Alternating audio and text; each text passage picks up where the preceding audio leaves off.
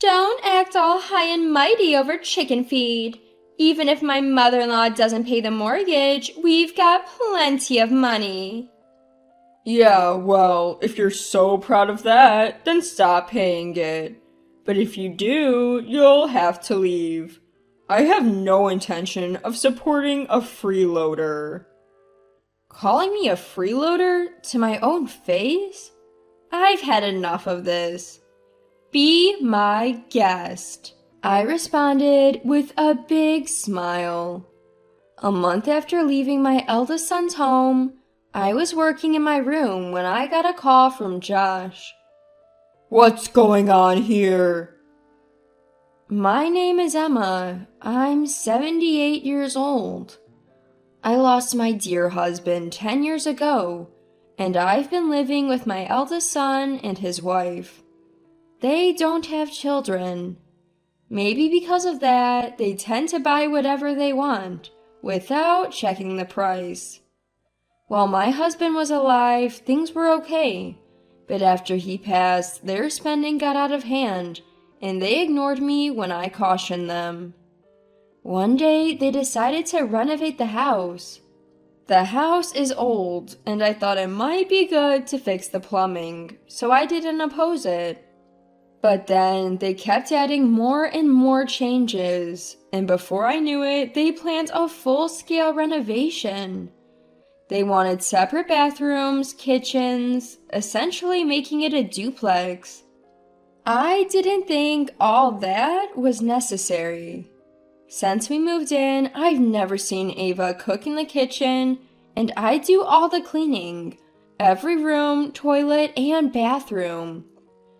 Even with 2 kitchens, I'd still be the one making meals, and I can't imagine them cleaning the bathrooms or toilets themselves. I shared my thoughts, but Ava insisted they'd handle household chores if we separated. I wondered why go through all this trouble and expense, but once they get an idea, they don't listen. Since I also plan to live here for a long time, I didn't want to hear any regrets about what we should have or could have done, so I agreed to make it a duplex. Now I won't have to listen to mother-in-law nitpicking. Living with parents is really bothersome. This will be less stressful. Even though I was nearby, they happily had that conversation between themselves. Finally, our 2-family home was complete. It felt spacious, especially because it was just me and my 3 children, and my eldest son and his wife who have no kids. Ava, my daughter-in-law, had claimed she'd handle housework and cooking. A week passed and she hadn't lifted a finger. Come mealtime, they'd both stroll downstairs, practically demanding, "Where's the food?" She didn't bother cleaning either. While I was cleaning downstairs, she'd say, "While you're at it, clean upstairs too." During this time, Ava would be online shopping, and I could only assume more deliveries were on the way. Then Josh, my eldest son, chimed in. "Mom, I'll cover the living expenses. You handle the mortgage." The house was in Josh's name, and due to his numerous additions to the home, the mortgage was a whopping $300,000. I write for a living, but covering the mortgage would devour almost all my income. Still, I didn't protest, partly because I had some savings, and also because I lived here too. I've been paying the mortgage, so my eldest son and his wife, Josh and Ava, could start saving a bit. But they just don't get it. All the money Josh makes goes straight to shopping sprees, not a dime saved. Josh works for a reputable company, but when I caution him about his reckless spending, he talks down to me. "Chill out, Mom. Unlike you, I actually make good money. I have more than enough." Ava, on the other hand, is a stay-at-home wife, but she leaves all the housework to me. She doesn't even bother to bring in the laundry. Just the other day, she told me it was raining and that I should bring in the laundry. She didn't lift a finger to help, just went back to her room. When dinner gets delayed, all they say is, "Isn't dinner ready yet?" I'm starving, but offer no help. Honestly, it makes me wonder why we even decided to live as two families under one roof. I cook meals for 3 in the first floor kitchen, and they eat it in the first floor living room. They even use the first floor bathroom and toilet like it's no big deal. At this rate, the second floor is merely a place for them to sleep. It's such a waste. You know, we renovated this house. You're not using the second floor kitchen, toilet, or bathroom. Ava, you're at home all day. How about you start cooking, cleaning, and doing the laundry? But we're family. You're always home too, mother-in-law. Can't you just do it for us as well? That's right, Mom. I'm the one paying for everything here. You don't get to complain. Sure, Josh is covering living expenses, but I'm the one paying the mortgage every month. I work from home and I'm the one paying the mortgage. As soon as I say that, they laugh it off and counter. You call that work? You don't make much, and the mortgage isn't even that big. You're making too big a deal out of it. After being told such things, I lost the will to argue back. One day, my eldest son and his wife returned home with arms full of bags from luxury brands. When I asked them why they bought so much, they said, "It's our anniversary today, so we splurged and brought everything we wanted. It's something we always wanted to do. You know how you see rich people in movies and TV shows going on shopping sprees for high-end goods? We gotta treat ourselves and relieve stress once in a while." They laughed joyously. But the idea of grown adults past 40 going on a shopping spree for stress relief or out of some movie-inspired dream seemed ridiculous to me. To me, their spending habits were outrageous. But no matter how much I warned them, they'd respond, "It's my money that I've earned, so I can spend it however I like." Ignoring my advice, despite me covering the home mortgage, they treated me as if I was an obstacle. The thought of living with these two indefinitely was increasingly unbearable. Previously, my second son and his wife offered to live with me, but they have 2 kids in junior high school who will soon be facing exams. I didn't want to be a burden.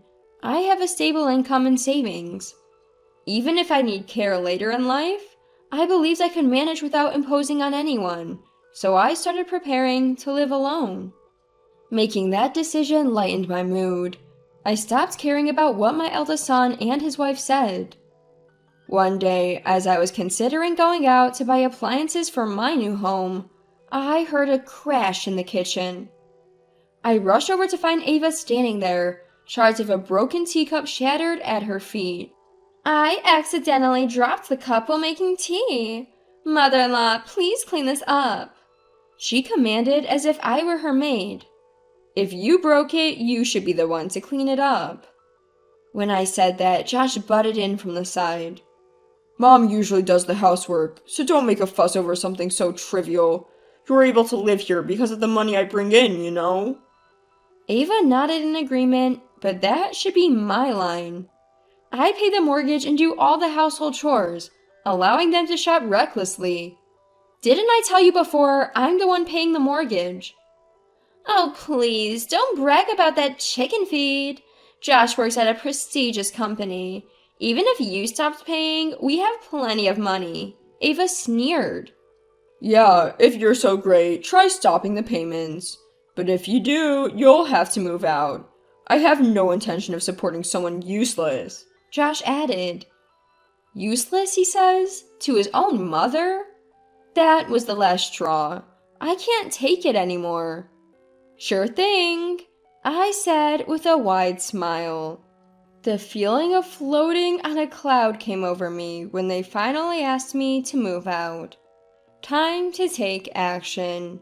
I stopped paying the mortgage as they asked, packed up my belongings within a week, and moved into an apartment I had rented. As I was leaving, Josh said, "Look, I'll forgive you if Mom apologizes." Why should I have to apologize? No thanks, I'd rather not. Knowing I don't have to see your faces anymore makes me quite happy. Huh? Don't come crawling back. Believe me, that day will never come. Take care, both of you. I left the house with a sense of freedom. Later, I called my second son and his wife to tell them that I had moved. They were concerned, but their kids offered that I could live with them. I thanked them, but I already had a new place, and to be honest, I was looking forward to living alone. Writing from home, living just for myself, it was something to look forward to. 1 month after moving out from my eldest son's house, the stress had disappeared and I was thoroughly enjoying my solo life. Then, one day while I was working in my apartment, I got a call from Josh. Hey, what's going on? What do you mean? $2,500 was withdrawn for the mortgage. And your point is? What? There's no way the monthly mortgage shot up just because of a renovation. Josh clearly underestimated the cost of a home loan. I was stunned. How could he not know this, with his good education and a job at a reputable company? Any renovation as extensive as the one they'd done couldn't be cheap. He never looked at prices and obviously thought my income was lower than it was. Probably assumed it was a manageable amount. Given the massive charges they wanted despite my objections, it's no surprise the total cost went up. So I told Josh the cost of the renovation and he said, What? That much? How are you paying for it? There's no way you could afford that. Did you use Dad's insurance money or something? You really think my income is that low? What? It's a side hustle, right? You're probably making, what, $200 to $300 a month? I make enough to pay the mortgage every month. Wait, what? I had never shared any details about my job or income with my eldest son and his wife. I assumed that if they knew, they'd expect me to cover all their living expenses and their frivolous spending would go through the roof. But I was surprised by the $200 to $300 a month estimation. How can you pay the mortgage when it's that high and still cover living expenses? You work for a renowned company with a good salary, don't you? Why not stop spending recklessly and live frugally? You'd manage. We have credit card payments too. Just sell off everything you've bought. You recently bought a ton of high-end brands, didn't you? Sell them, live frugally, and start paying off your debt. Why bring this up now? And you're acting so high and mighty. Why didn't you say anything sooner? I wish these grown adults would quit their tantrums. It's my eldest son and his wife who've been spending recklessly, not listening to anyone. So, where are you living now, Mom? You're staying with my brothers, aren't you? No, actually. I've rented an apartment and am living there by myself. You've prepared for this all along, haven't you? You knew we'd end up like this. You're the ones who said, move out. You also said, stop paying the mortgage. Now you're blaming me? At a loss for words, Josh finally said, let's live together again. After finally getting to live alone and relax, there's no way I'd move back in with you guys. Especially if it means I'd have to cover the mortgage and do all the housework again. No, thank you. Josh didn't have a response when I laid it all out like that. A few weeks later, this time a call came in from Ava.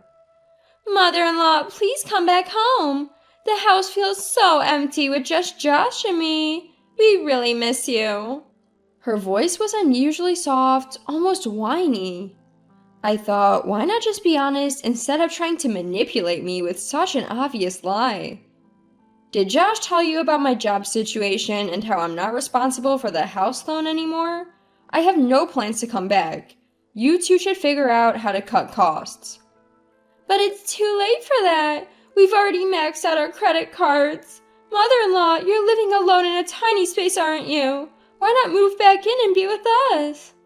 I'm perfectly fine alone, thank you. I only have to cook for myself. I don't have to put up with complaints, and I'm living freely. If I moved back, I'd have to do chores and cooking for all three of us again. And let's not forget, I'd probably end up paying the house loan.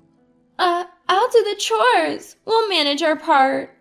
You said the same thing before we renovated the house. I won't fall for that again. I ended the call right there. Even after that, my eldest son and his wife kept calling, but my stance was firm. I had no intention of going back.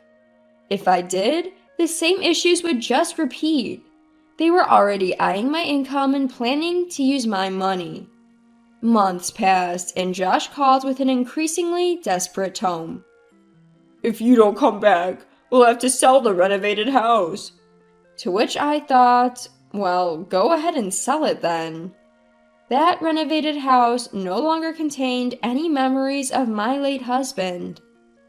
After I said, do as you wish, they eventually had to list the house because their debt kept piling up.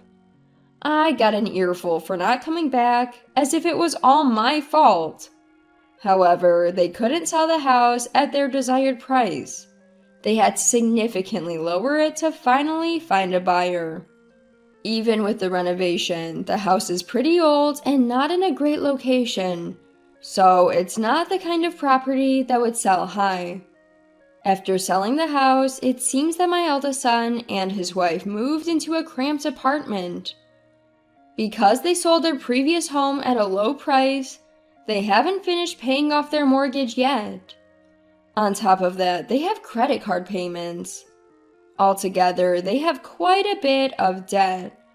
You'd think they would both buckle down to pay off the debt little by little, but instead they argue every day, apparently all because of the debt. Their shared hobby used to be shopping to their heart's content, but now they can't afford to buy whatever they want without worrying about the cost. Despite that, they both have a shopping addiction and can't stop spending. They both shop in secret from each other, it seems.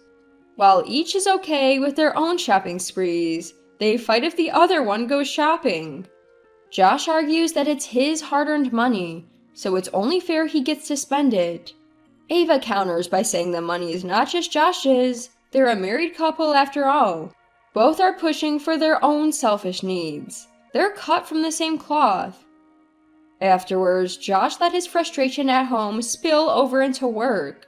He started yelling at his subordinates every day and ended up getting demoted. Ava still contacts me for help. When I ask what she does all day, it turns out she's not even trying to work. She's just lazing around at home. Usually, you'd think someone would try to work off their debt before asking for help. If you want my advice, it's this. Stop relying on others for everything and start taking action yourself. I sent Ava my final piece of advice. I can't say if my words made a difference, but I never heard from Ava again after that. I have no idea what became of those two. A year has passed since I left my eldest son's home. I continue to work and live a peaceful life alone. About a month ago, I got assigned to write a feature article on bakeries. In the process, I visited various bakeries and found myself falling in love with bread. Now I'm attending a bread-making class. The class attracts a diverse crowd, from people my age to younger folks in their 30s. Though we vary in age, we all share a love for bread, and that's usually what we end up talking about. We make bread together and relish the freshly baked loaves, engaging in pleasant conversation centered around bread. I find these moments incredibly fulfilling. My eldest son and his wife fill their lives with luxury items and spacious homes. Their endless shopping sprees have led them into a debt-filled life they're now struggling to escape, until they find something other than material possessions to fill their hearts. They'll never pay off their debts or break free from their current situation. For me, the true happiness lies not in luxury, but in making and enjoying bread with like-minded friends, savoring the mouth-watering aroma of freshly baked loaves.